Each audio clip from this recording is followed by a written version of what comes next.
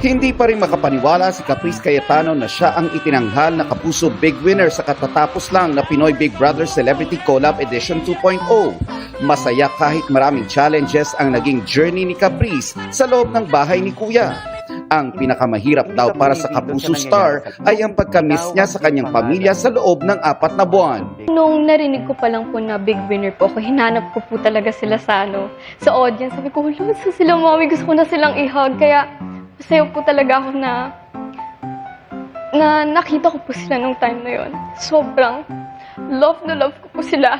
Nagpapasalamat po ako sa tiwala nilang lahat. Sa lahat din po ng sumusuporta sa akin hanggang dulo po. Maraming salamat po. Kaya po din ako napapatingin din ng social media. Gusto ko po mag-thank you sa kanila. Kung pwede lang po isa-isahin ko mag-thank you sa kanila gagawin. 2 days pa lang si Caprice sa outside world. Aminado siyang nag-a-adjust pa siya sa atensyon na natatamasa niya ngayon. Wala po akong babaguhin talaga. Dahil hindi po ako mapupunta dito. Hindi po ako mapupunta po dito sa posisyon kong to. Kung may babaguhin po ako doon kahit kaunti. Miss na daw niya ang kanyang routine sa loob ng PBB house. Pagising ko po, habang kumakain po ako ng chicken, nagsuot po ako ng name tag. Nagsuot po ako ng name tag, opo. Tapos nagising po agad ako kasi nga po masaya po talaga ako. Tsaka na-excite po ako na tumingin sa window, tinitignan ko po yung mga kotse. Nagsuot po ako ng name tag. Tapos sabi po nila, ba't ang aga ko nagising? Sabi ko, nilaloko ko po yung family ko na ginising po ako ni Kuya. Nag-alarm na po yung kabataang Pinoy. Oh. Bilang artista, kailangan na raw niyang sanayin ang sarili niya sa iba't ibang issue tulad ng rivalry sa showbiz. Kailan lang ay naging laman ng mga online comments si Caprice at kapwa big winner niyang si kapamilya star Lela Ford. Have you at some point talked about it na parang, pinag-aaway tayo ng fans? May ganun kayo? Before pa po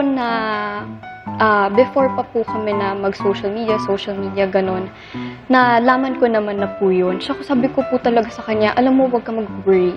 Walang magbabago. Tsaka sabi ko po, mag-focus lang tayo sa kung anong friendship yung meron tayo. Siniship din si Caprice ng maraming fans sa co-housemate niyang si Heath Hornales. Ani Caprice, ang nagsimula bilang isang inside joke ay tila nanganak ng isang tambalan. May fan club na nga ang Cap Heath. Pero po talaga siya as little Siyempre, brother. di ba? Artista ka eh. Alam mo at some point na magkakaroon ka ng ka-love team. Are you open to maging ka-love team si Heath?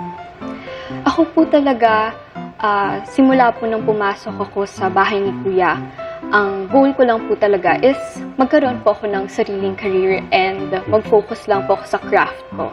Yun lang naman po. Pero mabait naman po si Heath. Wala naman po akong any problem sa kanya. At 17, nauwi ang usapan namin sa crushes and love life. Ako po, hindi ko naman po siya naiisip pa kasi mas gusto ko pong i-enjoy lang yung teenage life ko kasi yung love life, yung mga crush, andyan lang naman po yan. Pero yung pagiging teenager, mabilis lang po yan. So gusto ko po i-cherish lang, i-enjoy lang po.